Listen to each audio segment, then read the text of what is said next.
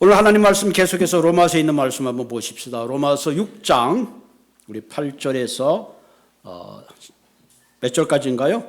14절까지 한번 보도록 하겠습니다. 6장 8절에서 14절. 만일 우리가 그리스도와 함께 죽었으면 또한 그와 함께 살 줄을 믿노니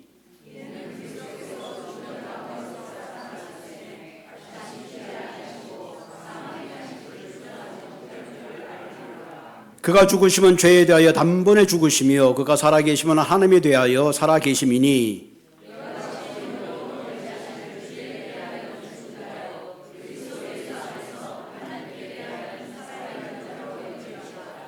그러므로 너희는 죄가 너희 죽을 몸을 지배하지 못하게 하여 몸의 사욕에 순종하지 말고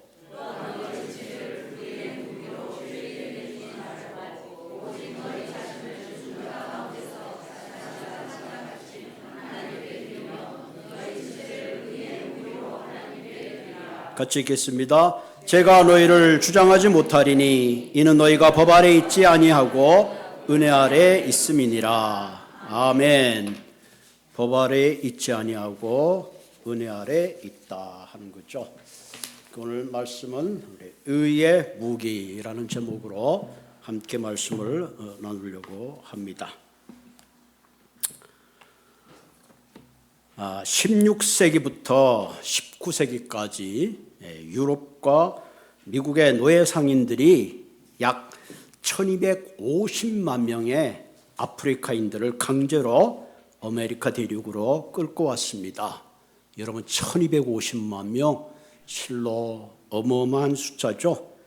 그 가운데 끌고 오면서 거의 한 150만에서 200만 명이 죽었다고 합니다.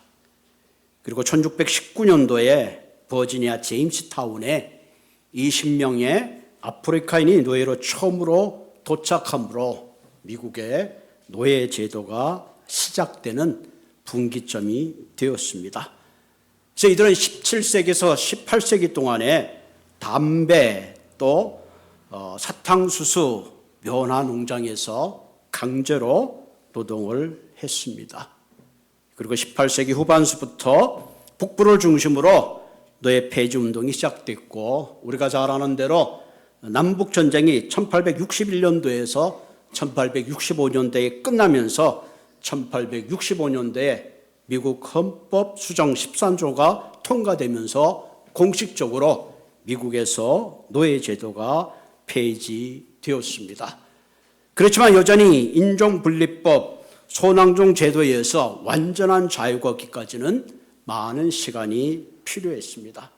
법적으로는 노예 제도가 폐지됐지만 미국 사회에서 그것을 실제로 받아들이는 데까지는 시간이 필요했고 또 하나는 오랫동안 노예 생활했던 사람들이 여전히 주인의 공포와 두려움 가운데 있었다는 거죠.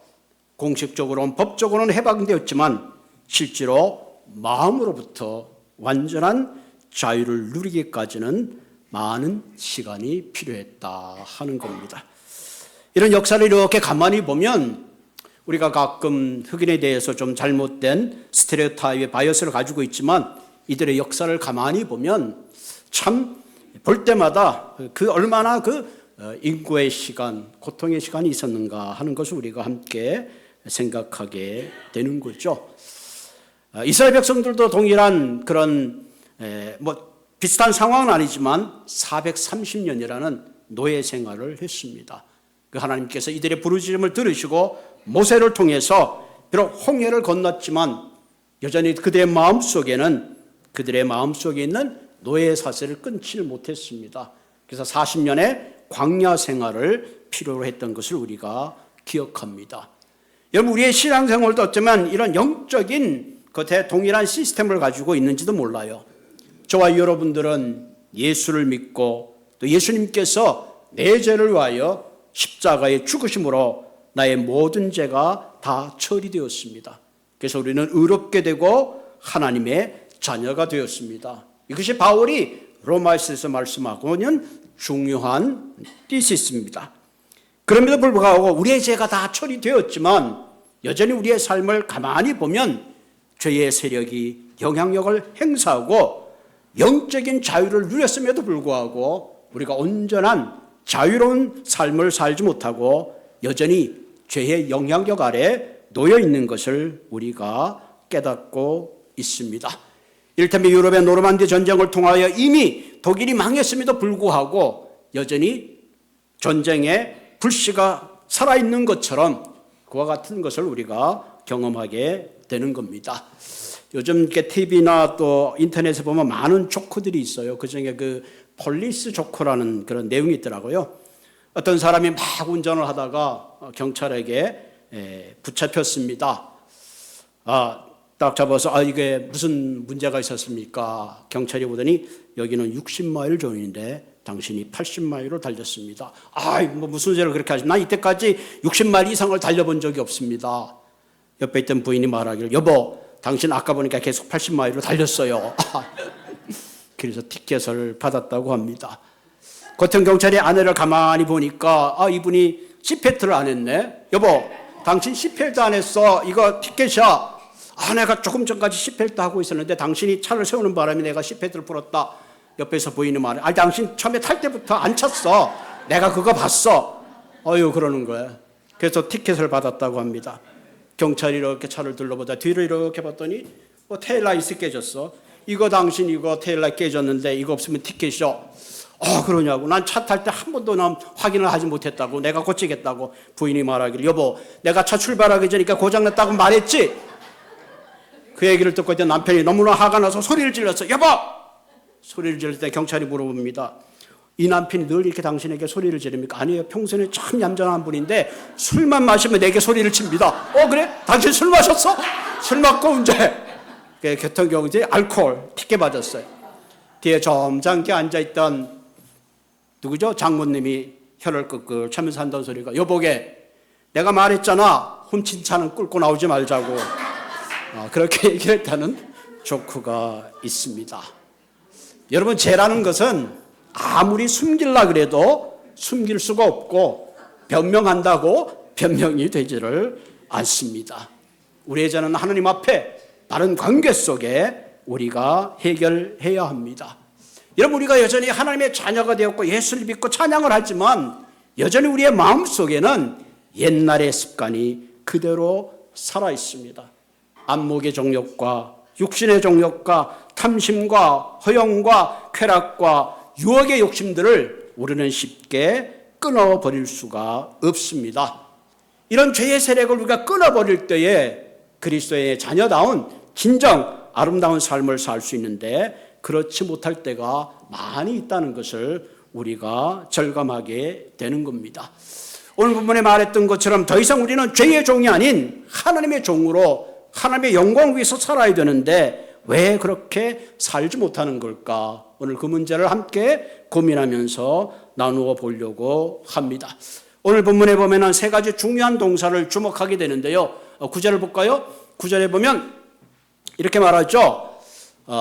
알미로다. 우리가 그리스도와 함께 죽었고 사망에서 벗어난 것을 알아라 하는 거죠. 11절에 보면 너희가 그리스도 안에서 살아 계셨다는 것을 여길지어다. 또 13절에 보면 이제는 너희의 몸을 온전한 의의 병기로 드리라. 그런 말씀이죠. 다시 말하면 우리가 죄의 사슬을 끊고 하나님의 자녀로서 거룩한 삶을 살기 위해서는 이와 같은 놀라운 것을 우리가 깨닫고 알아야 된다 하는 겁니다. 그럼 우리가 하나님의 자녀로서 죄의 사슬을 끊고 정말로 바른 아름다운 열매를 맺기 위해서는 어떻게 해야 되는가? 제일 중요한 세 가지를 깨달아야 합니다. 첫째는 내가 누구인가? 나의 영적 정체성에 대해서 바로 깨달아야 합니다. 나의 위치가 어딘가? 나의 위치가 이제 더 이상 죄가 컨트롤하는 죄의 종이 아니라 그리스도의 의가 컨트롤하는 그런 종으로 살아야 된다 하는 겁니다. 그래서 8절을 다시 올라가 보시면 만일 우리가 그리스도와 함께 죽었으면 또한 그와 함께 살 줄을 믿는다 하는 거죠. 그러니까 예수님이 나로 위해 십자가에 돌아갔다는 것을 우리는 알지만 더 중요한 것은 나도 그리스도와 함께 나의 육신적인 모든 정욕이 십자가에 못 박혔다 하는 것을 우리가 인정하고 선포하고 깨달아야 합니다. 함께라는 말은 연합해서 죽었다 하는 겁니다. 여러분, 우리가 결혼하지 않고 싱글로 있을 때는 내가 누구를 만나든지 어디 가서 외박을 하든지 여행을 하든지 아무 상관이 없어요. 자유롭습니다. 그러나 일단 내가 결혼을 하고 나면 그 다음부터는 자유의 몸이 아니에요. 어디 가 있는지 뭘 하는지 누구를 만났는지 그 일일이 함께 나누어야 돼요. 더 이상 나의 몸이, 나의 시간이, 나의 취미가 아닌 거죠. 왜? 부부가 연합해서 한 몸이 되었기 때문에 그렇습니다. 마찬가지입니다. 내가 그리스도와 함께 죽었다는 것은 이제는 더 이상 나 혼자가 아닌 그리스도와 함께 죽고 그리스도와 함께 사는 연합된 존재라는 것입니다.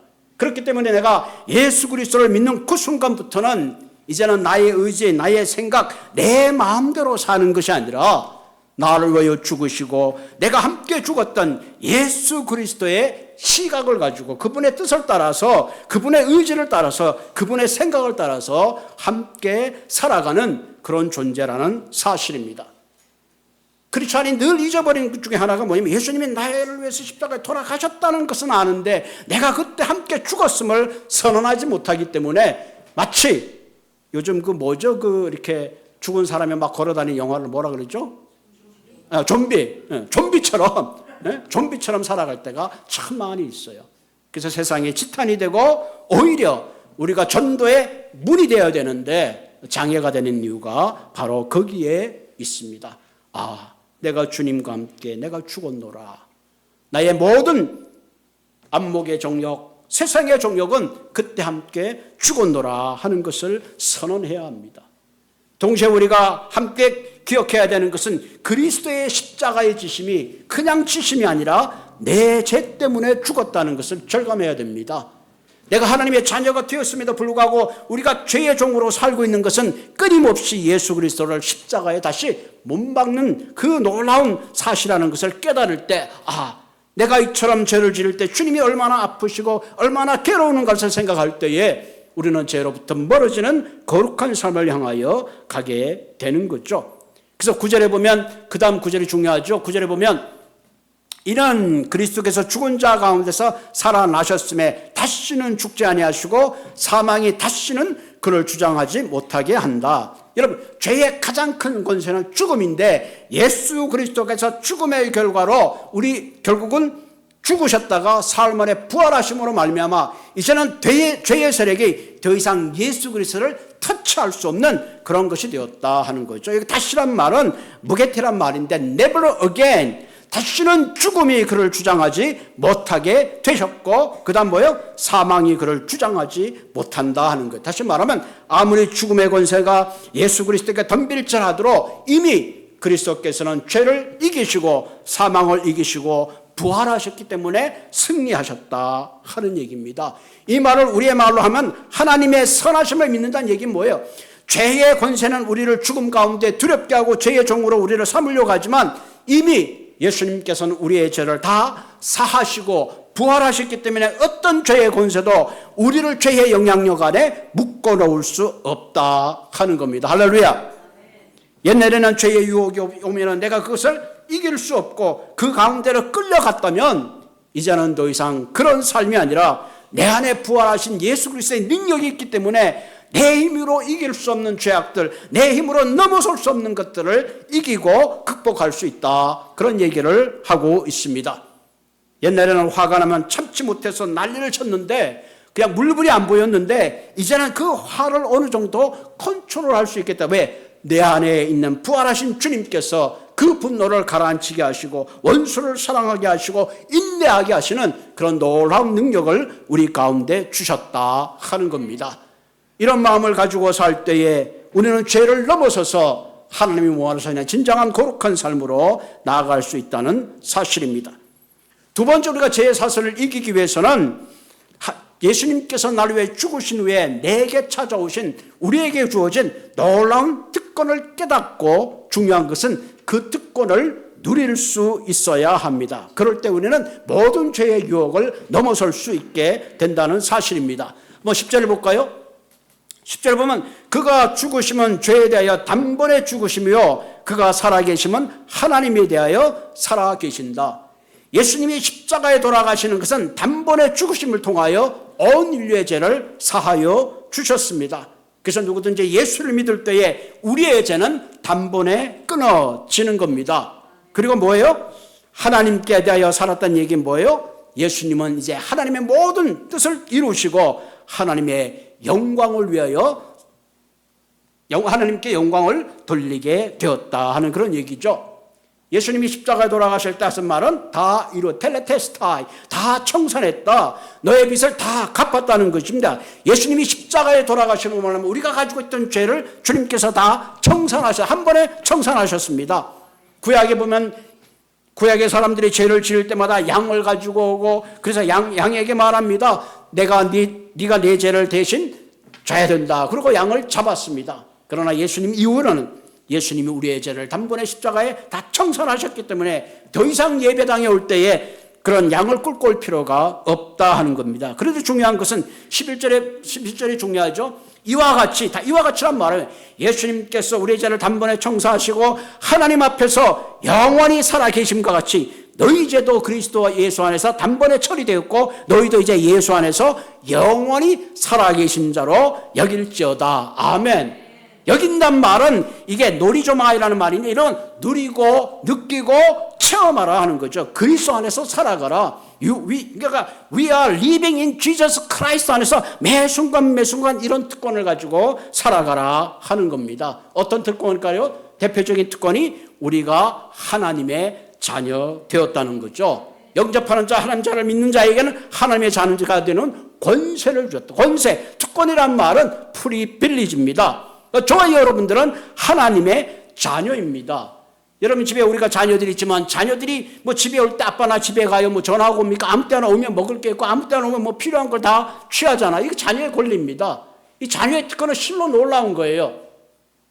두 번째 우리가 하나님께 큰 은혜가 특권이 뭐냐면 하나님 보좌에 나아갈 수 있는 특권을 얻었어요. 여러분 구하에게 지성전에 1년에 한 번씩 제사장이 들어갑니다. 그것도 아무나 들어가는 게 아니에요. 그런데 우리 모두는 예수 그리스도를 통해서 하나님의 존전에 나아갈 수 있는 특권을 얻었습니다. 예수님이 십자가에 돌아가실 때 성전의 휘장이 위에서 아래로 찢어지면서 누구든지 그리스도 앞에 나아갈 수 있는 놀라운 특권을 얻은 거예요. 그래서 우리가 예배드릴 때 주의 보혈을 힘입고 들어갈 수 있는 그 특권이 우리에게 주어졌다는 사실입니다. 세 번째로 예수님께서 십자가에 돌아가시고 하나님께 그분에게 하늘과 땅의 모든 권세를 주셨다. 예수님이 그의 제자들을 파송할 때 내가 너희들의 하늘과 땅의 모든 특권을 너희에게 준다. 병자를 고치고 마귀를 쫓아내고 모든 것을 가르치라. 그렇게 명령하셨습니다. 뿐만 아니라 우리 모두에게는 하늘의 상속자의 축복을 누리게 되었다는 사실입니다. 더 큰 놀라운 특권은 저와 여러분들이 예수를 믿는 그 순간에 이제는 예수님이 우리를 홀로 두는 것이 아니라 내 안에 성령님께서 함께 하십니다. 그래서 성령님께서 함께 하셔서 우리를 보호하시고 인도하시고 어떤 일을 감당할 능력을 주시고 은사를 주셔서 하나님의 귀한 사역을 감당하실 수 있도록 해 주신다는 사실입니다. 이와 같은 놀라운 특권이 저와 여러분들에게 주어졌는데 문제는 뭐냐? 이 특권을 제대로 활용하지 못하고 있다는 사실입니다.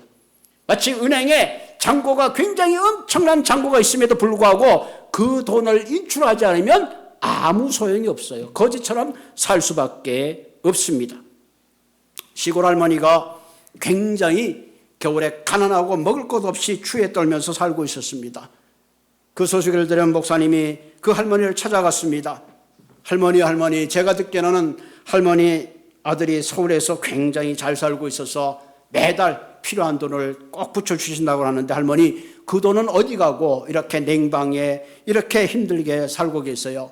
목사님, 아들이 매달 뭘 보내주긴 보내주는데 쓸데없는 걸 보내줘요. 종이를 보내줘서 창문지에 바람이 솔솔 들어와서 그 종이로 바람이 안 들어오게 막아놨습니다. 목사님이 뭘 막았나 자세히 봤더니 거기에는 엄청난 양의 계속 X의 수표들이 보내줬는데 그 할머니는 수표를 알지 못하고 종이로 그냥 바람을 막는 구멍을 막는 종이로 사용했습니다. 참 웃기는 얘기죠. 어쩌면 우리도 아이고죠. 이런 삶을 살고 있는 게 아닌가 그런 생각이 듭니다. 성경에 뭐예요? 구하러 찾고 두드리라. 그러면 찾고 열린다 그랬습니다. 자식이 생선을 달라 그러는데 뱀을 줄 부모가 어디에 있느냐? 하나님은 항상 우리가 구할 때 넘치는 은혜로 주시기로 준비해 주고 계신다는 사실입니다. 우리가 구하면 생수를 부어주시고 우리가 구할 때 회복과 치유의 역사를 허락해 주시는데 우리는 그 특권을 누리지 못하고 구하지 못하기 때문에 세상에서 승리의 삶을 살지 못하고 있다는 사실입니다. 그러므로 사랑하는 성도 여러분, 내가 가진 특권, 내가 가진 하나님의 자녀라는 놀라운 특권을 여러분이 누리시는 그런 삶이 되기를 주님의 이름으로 부탁을 드립니다. 세 번째, 우리가 죄의 세력을 이기기 위해서는 온전한 헌신을 드릴 때에 우리가 죄의 세력을 넘어설 수가 있습니다. 본문 12절을 볼까요? 자, 그러므로 너희는 죄가 너희 몸을 지배하지 못하게 하여 몸의 사욕을 순종하지 말라. 이 몸은 육체를 말하죠. 우리 육체는 늘 사욕을 따라 살려는 본능이 있습니다. 편하면 더 편해지려고 그러고 즐거우면 더 즐거워지려고 그러는 편하게 있죠. 이 사욕이란 말은 단순한 욕망이나 감정이 아니라 죄가 지배하는 육신의 본능을 말합니다.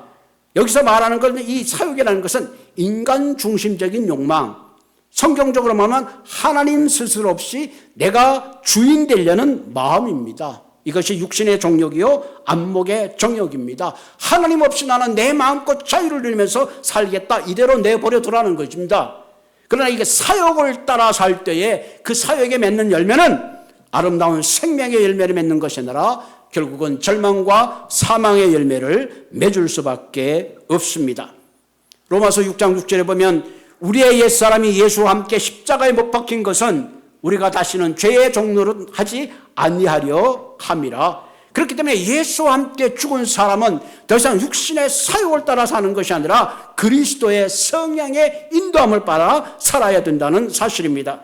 그래서 13절에 분명하게 우리에게 이렇게 얘기하고 있죠. 또한 너희가 지체를 불의의 병기로 죄에 내어주지 말고 오직 너희 자신을 죽은 자 가운데 다시 살아신 자와 같이 하나님께 드리며 너희 지체를 의의 병기로 하나님께 드리라. 육신의 사욕을 따라서 내 마음대로 살지 말고 성령의 인도함을 따라 살아가라 하는 것입니다.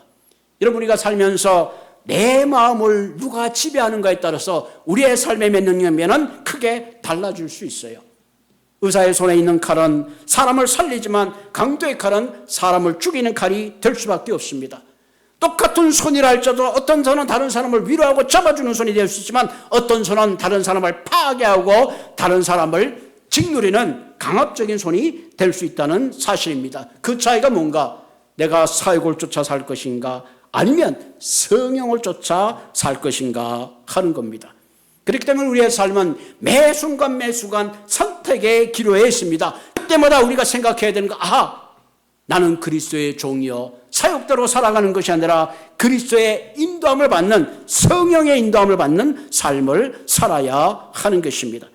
그래야지 죄의 열매를 맺는 것이 아니라 의의 열매를 맺게 되는 거죠. 여러분, 고린도전서 6장 19절 20절에 가장 중요한 말씀을 우리에게 하죠. 너희 몸은 너희가 하나님께로 받은 바 너희 가운데 계신 성령의 전인 줄 알지 못하느냐. 저와 여러분들은 내 안에 성령님이 거하시는 성전이라는 것이죠. 그러면서 중요한 얘기는 너희는 너희의 것이 아니라 값으로 산 것이 되었다. 예수 그리스도의 십자가의 값이 아니면 영원히 죽을 수밖에 없는데 예수님께서 우리의 빚을 탕감해 주신 바람에 우리가 자유인이 되었다면 이제는 너희들은 자유인이 아니라 하나님의 것이다. 그런 얘기를 한 거죠. 그런즉 너희 몸으로 하나님께 영광을 돌리라. 하나님의 영광을 돌리라. 사욕으로 산다는 건 뭐예요? 내가 내 몸이요 내 물질이요 내 운세 내 것이가 내 마음대로 살겠다는 것은 사욕적인 삶입니다. 그러나 오늘 성경과 본문에 분명하게 말하고 있죠. 너희의 것이 아니라 값으로 사신 것이 되었기 때문에 우리의 몸은 철저하게 소욕을 따라 사는 것이 아니라 하나님의 성령을 따라 살아야 합니다. 그것이 우리의 마음대로 되질 않아요. 그래서 기회가 되면 기도를 하고 하나님 앞에 무릎을 꿇고 말씀 가운데 우리 자신을 비추어 보아야 합니다. 그렇지 않으면 언제 어디로 튈지 우리가 잘 몰라요. 그리스도께서 십자가에 단번에 죽으심으로 우리의 죄값을 다 지불하시고 내가 그리스도와 함께 연합한 자가 되었다면 이제는 내 안에 성령님께서 내 삶을 컨트롤할 때 우리는 죄와 악을 이기고 내 삶 가운데 성령의 아름다운 성숙한 열매를 맺어가게 될 줄로 믿습니다. 사랑은 오래 참는다 그랬습니다. 여러분, 우리가 환경적 고난은 그냥 시간이 지나면 해결되지만, 근데 사람이 내게 주는 그런 고난은 쉽게 사라지질 않아요. 여러분 그런 거 경험하잖아요. 누가 미운 마음이 들면 그 미운 마음이 쉽게 사라지지 않아요. 그 미운 마음이 사라지고 사랑의 마음으로 변하게 하는 것, 그것이 바로 내 안에 계시는 성령님이 하시는 일입니다. 그렇기 때문에 우리가 예수를 믿는 그 순간 맞지, 예수님이 나를 위해 십자가에 돌아가셨다, 내가 구원받았다로 끝나는 것이 아니라 지금부터 우리는 끊임없이 바른 선택을 하며 살아야 합니다. 한 시간도 내가 내 생각을 주장할 때에 우리는 내 마음대로 살 수밖에 없는 존재입니다. 그렇기 때문에 우리는 늘 순간순간마다 나는 내 것이 아니다, 나는 주님의 것이다, 나는 성전이다, 이런 고백과 이런 내재적인 결단을 가지고 살아갈 때에 내 삶에 조금씩 변화되는 모습을 깨닫게 되는 것입니다. 내가 예수를 믿으면 믿을수록 나의 말투가 달라지고, 나의 생각이 달라지고, 나의 성격이 달라지고, 나의 인격이 달라져야 합니다. 만약에 그것이 달라지지 않고 있다면 뭔가 내가 내 안에 다른 주인을 모시고 있다, 그렇게 진단하시면 좋을 것 같습니다. 우리의 마음은 다 이기적이에요. 그렇잖아요? 그 이기적 마음을 내려놓는 게 얼마나 어려운지 몰라요. 그러나 여러분 가만히 가슴에 손을 얹고 생각하면, 그래, 그래도 내가 예수 믿고 많이 변했지. 그 변한 거를 가장 잘 아는 사람이 교인이에요. 같이 사는 사람이에요. 함께 만나는 사람이에요. 그 사람 만나면 평안이 있고, 그 사람만 만나고 싶고, 그 사람 만나면 내 삶에 위로가 된다면 그건 바른 삶입니다. 그런데 저기서 오자마자 피해가고, 어디서 만나면 막 달려가서 인사를 해야 되는데 숨어버리고, 그럼 뭔가 내 삶에 문제가 있는 거예요. 만나면 반가워야 돼요. 한 번 더 보고 싶어야 돼요. 뭐 맛있는 거 있으면 그 사람이 생각이 나야 돼요. 사주는 걸로 끝나는 게 아니라 막 보따리를 싸줘가지고 더 가고 먹으라고 줄 수 있는 그런 존재들이 되어야 합니다. 어떻게? 성령께서 내 마음을 다스릴 때 그렇게 되는 겁니다. 할렐루야. 오늘부터 여러분들이 그냥 감정이 난다고, 소리가 나온다고 마음대로 질러대면 한순간에 끝날 것 같지만 그 순간 관계는 깨어지고 마는 거예요. 깨어지고 맙니다. 한 번 받은 상처는 회복하기 얼마나 힘든지 몰라요. 여러분 알잖아요. 어떤 사람은 정말로 막 입에 혀처럼 놀던 사람이 어느 순간부터는 왼수가 되어버리고, 왜 그런 삶을 반복하는 걸까요? 내 안에 죄의 세력이 나를 꽉 붙잡고 있기 때문에, 옛사람으로 살아가기 때문에 그래요. 그때마다 말을, 나는 죽었다, 나는 죽었다, 나는 죽었다, 나는 죽었다, 내 성질도 죽었다. 죽었다를 선언하는 순간부터 내 안에 그리스도가 살아나는 줄로 믿습니다. 그럴 때 원수가 아름다워 보여요. 그럴 때 우리의 생각이 바꿔지고, 그때 아름다운 공동체가 세워지는 줄로 믿습니다. 같이 기도하십시다. 참 좋으신 하나님,